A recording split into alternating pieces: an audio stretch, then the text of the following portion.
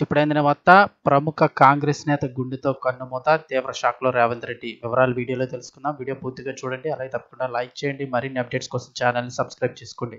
అలాగే వీడియోని లైక్ చేశారంటే మరింత మందికి సమాచారం చేరుతుంది. ఇంకా వివరాల్లోకి అయితే వెళ్ళిపోదాము. కాంగ్రెస్ పార్టీ సీనియర్ నాయకుడు మదిర మండల ఎస్సీసెల్ అధ్యక్షుడు దారా బాలరాజు ఆదివారం ఉదయం గుండెపోటుతో తుదిశ్వాస విడిచారు. ఆదివారం ఉదయం ద్విచక్ర వాహనంపై ఇంటి నుండి బయటకు వెళ్లి తిరిగి వస్తున్న క్రమంలో బండి మీద నుంచి కింద పడినట్లు సమాచారం. ఇది గమనించిన స్థానికులు, కుటుంబ సభ్యులు హుటాహుటిన మదిరలోని ప్రైవేట్ ఆసుపత్రికి తరలించగా అప్పటికే ఆయన మృతి చెందినట్లు వైద్యులు నిర్ధారించినట్లు తెలిసింది. ఆత్కూర్ గ్రామంలోని ఆర్ఎంపీ వైద్యునిగా జీవన ప్రస్థానాన్ని ప్రారంభించిన దారా బాలరాజు సుదీర్ఘంగా కాంగ్రెస్ పార్టీలో కొనసాగుతున్నారు.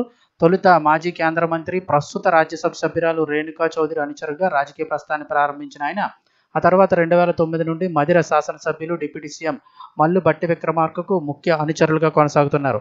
ఆయన కాంగ్రెస్ పార్టీలో పదవి చేపట్టిన ఎస్సీ సెల్ మండల బాధ్యతలు నేటి వరకు ఆయన కొనసాగిస్తూ ఉండడం తెలిసిందే. డిప్యూటీ సీఎం అనుచరునిగా కోట్ల రూపాయల నిధులతో అత్కూరు గ్రామ అభివృద్ధిలో, పార్టీ విస్తరణలో, ప్రజా సంక్షేమ పథకాల అమల్లో నాయకునిగా, ప్రజల మధ్య ప్రతినిధిగా తనకంటూ ప్రత్యేకతను సాధించుకున్నారు. మదిర మండలంలో జరిగే పార్టీ కార్యకలాపాలలో తాను పాల్గొంటూ కాంగ్రెస్ పార్టీ ముఖ్య నాయకులుగా ఒకరిగా తన స్థానాన్ని భద్రపరుచుకున్నారు.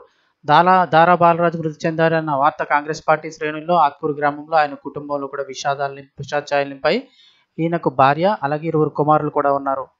దిగ్భ్రాంతి వ్యక్తం చేసిన డిప్యూటీ సీఎం, ఎస్సీసెల్ అధ్యక్షుడు దారా బాలరాజు ఆకస్మిక మృతి పట్ల డిప్యూటీ సీఎం మల్లు భట్టి విక్రమార్క, సతీమణి మల్లు నందిని దిగ్భ్రాంతి వ్యక్తం చేశారు. ఈ విషయంపై కుటుంబ సభ్యులతో ఫోన్లో మాట్లాడిన వారు మధ్యాహ్నంలోగా మదిరకు అయితే రానున్నట్లు సమాచారం.